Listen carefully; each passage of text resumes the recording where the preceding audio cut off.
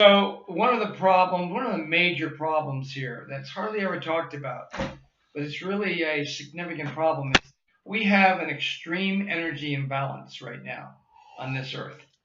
Okay, what is that? What do you mean by an energy imbalance? Are we talking about like my chi is more than your chi, or what does that mean? No, we're talking about it. This is a planetary significant impact, and what it means is too much of the sun's rays and heat energy are being trapped in the atmosphere and ocean of Earth in harmful ways. It's too much energy, and it's causing problems because people need to understand that when you get too much energy trapped in the atmosphere and the oceans, that energy that energy becomes global warming, and that energy drives harsh and extreme climate change events like Category 4 and 5 extreme hurricanes, Andrew, Rita, Katrina, Sandy, okay, all Category 4 and 5 hurricanes that cause billions of dollars of damage and are just horrendous. So that's what happens when you have an extreme energy balance. Now, connected with that, and that's one of the reasons we have to get back down below 350 parts per million of harmful greenhouse gas emissions. And what is the parts per million of CO2 in the atmosphere right now? It's just a little over 400. All right. Now, is CO2 the only harmful gas in the atmosphere? No, you have a bunch of others. Nitrogen oxide, sulfur dioxide, and methane gas, which I think is CH4. Methane gas, which goes into the atmosphere and only usually lasts for 20 years at a time, 2 decades. But during that time, it's 20 to 26 times more potent than harmful CO2. So methane gas is, when I talk about the Arctic and the Antarctic, it's coming into play more and more, and a lot of these fracked oil wells and fracked natural gas wells, they're not capping the methane gas, which is automatically released when they do this drilling. So, and it should be, they should be capturing it and not just letting it go into the atmosphere. But what's happening right now in the Arctic and Antarctic is of extreme dire concern, okay? Because both the Arctic and the Antarctic right now are experiencing accelerated melting. And a lot of people don't realize, but you've got the Arctic Ocean, you've got the Antarctic Ocean, and then you have all of the snow and ice on land, which is glaciers, okay? And all of that snow and ice, which is white, reflects a lot of the heat from the sun's rays back out into outer space and disperses it, okay? But if all of that ice and snow melts, two things are going to happen. One, you're going to have, instead of being reflected back out, which is called the albedo effect, you're going to have deep, dark ocean now absorbing all of that heat energy instead. And when that happens, you're going to have a tremendous amount of more heat energy in the atmosphere and oceans. And that, as a consequence of that, you're going to have all the permafrost in Siberia, Greenland, Canada, and Alaska melting. Humongous amounts of permafrost. And what does permafrost contain? Methane gas, 20 to 26 times more potent than harmful greenhouse gases like CO2. And so now you're going to have a tremendous, humongous boost in the amount of greenhouse gases that are in the atmosphere and oceans. It's going to be just the positive feedbacks to the point, accelerated to the point of a tipping point that is irreversible, over the top, gone, where the conditions of Earth are now irreversible, and you're going to be, for the next 1,000 to 2,000 years, you're going to be stuck with these horrendous conditions, and it's going to cause a mass extinction. And the other thing is, with the melting of all the permafrost, what people don't realize is on the bottom of the ocean you have frozen ocean sediment.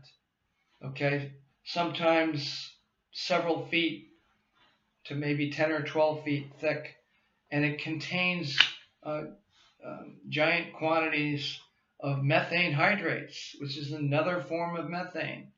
And once all that heat goes into the ocean, you're going to have the ocean sediment thawing and melting and releasing incredible amounts of methane. So we're quite frankly, we're on the environmental death ship Titanic, and we all know how that story ends, don't we? Right? The invincible ship, yeah, it was invincible until it hit the invincible piece of ice. So now, why don't you think we're doing more now? It's a combination of things. If it's not in my backyard, it's not happening. So that's the first thing. If people can't see it and feel it in their where they're immediately living, then it's not happening. It doesn't impact them. We need to obviously do a much better job of communicating and educating with everybody. Really stepping up on their own and finding out what's going on through the internet, and then talking to people and talking to everybody they know about it, so that we have a lot of person-to-person communication, and not just relying on newspapers and magazines and television and the internet. Right? Although the internet is probably really at this point the best place to get a lot of great information quickly. Okay, just Google it. So we need to really step up our effort, accelerate the effort of getting people well informed, and then taking every step we can to move them to the next step, which is concern. What would you say to a climate skeptic or a climate denier, someone who doesn't believe that it's real? For example, the CEO of the Weather Channel has come out publicly and said that he doesn't think that global warming is really a thing. Well, I think first off, people need to understand that climate change is a natural variability. It's always been going on, and it always will.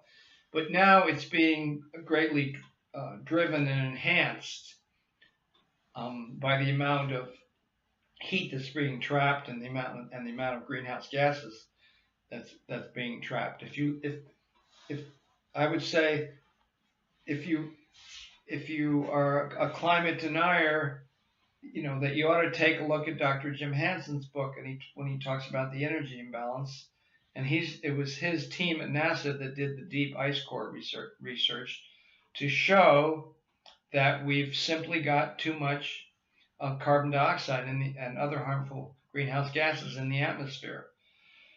And so, I mean, that research is well done. It's well documented. I would say that, and the book by Peter Ward under the Green Sky. So you would have them read Hansen's book and Peter Ward's book. I would say take a look at those, because they're really well documented, the thing I like about Dr. Jim Hansen is he talks about the problem in terms of an energy imbalance problem, right? It's like you turn on your oven and you think it's at 300, but you didn't realize it was actually at 3,000 degrees, right? And then someone played an April Fool's trick on you, and they locked all your doors from the outside so that you can't get out, and you can't turn off your oven, your stove, which is now at 3,000 degrees, and it's heating up your whole house to the point where eventually your house is going to spontaneously enter combustion. People need to remember that both India and Pakistan have already hit 130 degrees Fahrenheit. A human being cannot live at 140. It cannot survive at 140 degrees. So we are not that far away from the threshold of no return. 140 degrees. 140 degrees, right? Can't survive. I mean, maybe you could survive a little while if you found a cool cave or something, or went down in a submersible in the ocean. I mean, And what percent of the Earth would be affected? It would be 140 degrees if we had runaway climate change. That I'm unsure of, so I don't want to. I haven't seen the actual factual documentation of that yet. I don't know if if anyone's done the climate modeling on that or not. That's a good question though, that we ought to check into. I'll do some checking. But a greater portion than right now, than what is happening right now. Probably the areas that would be safest are probably going to be the areas which are right now still the richer areas, like northern Canada and Northern Europe the areas which are right. in general the Right. areas which are not as burdened with large populations to begin with. Yeah, I mean, Russia thinks that they'll probably benefit from global warming, and they will for a while, because they'll be able to grow more food in Siberia and their northern areas. Mm-hmm. But eventually they'll be overcome just like everybody else. So they have to be very careful with that kind of thinking, because it's going to be short term. This thing, as I said before, this thing is accumulating, and it's accelerating, and it's accelerating and accumulating in leaps and bounds exponentially. And that's what people ought to look at. We have a severe energy imbalance, right? And that dragon is consuming. And that dragon is getting bigger and bigger. Okay. So the last thing that I don't know, that I talk about a carbon tax that much? You've not talked about a carbon tax yet. Okay, so nationally, the single most important thing, we need to get to 100% renewable energy goal where we have zero, where we're emitting zero net greenhouse gas emissions. And the quickest and best way to get there is by passing a carbon tax, by getting Congress to pass a carbon tax. Now, Congress, if this tax is on all Americans, there's going to be a lot of resistance, not only from Republicans, but from Democrats as well, and from the American people as well. A lot of American people feel they're overtaxed already. And as a homeowner who's now dealing with multiple taxes every month, I'm of the same opinion.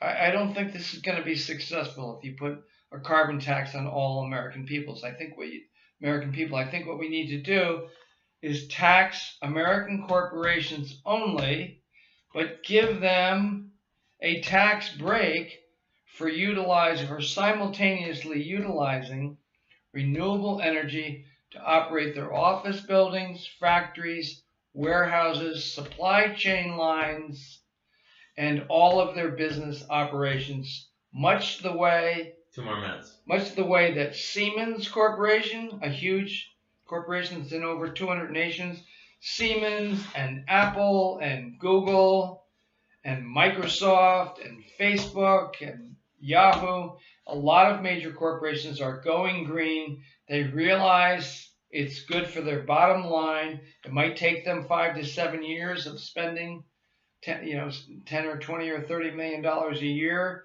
But once they get there, it's going to be all profit making. And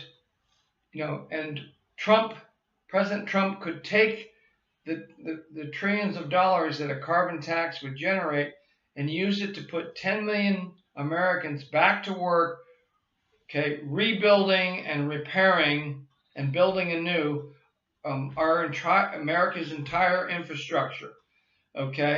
Old water and sewer pipes from the 1920s, roads, buildings, highways, schools, municipal buildings, all office buildings, park and recreation facilities, homes, all buildings with renewable energy. We can do this. This is what we need, right? It would be tremendous. You talk about making America great. This is the way to do it. And this is going to give President Trump the money he needs to do a gigantic infrastructure rebuilding and building a new program. So this is what we need to do. But we the people tens of millions of people to become activists, and we probably need to go and occupy Washington, D.C. 24/7 to compel and demand that Congress, we the people, compel and demand that our Congress, we're the backbone of this democracy, this republic, demand that Congress do this. Right? That's what needs to happen.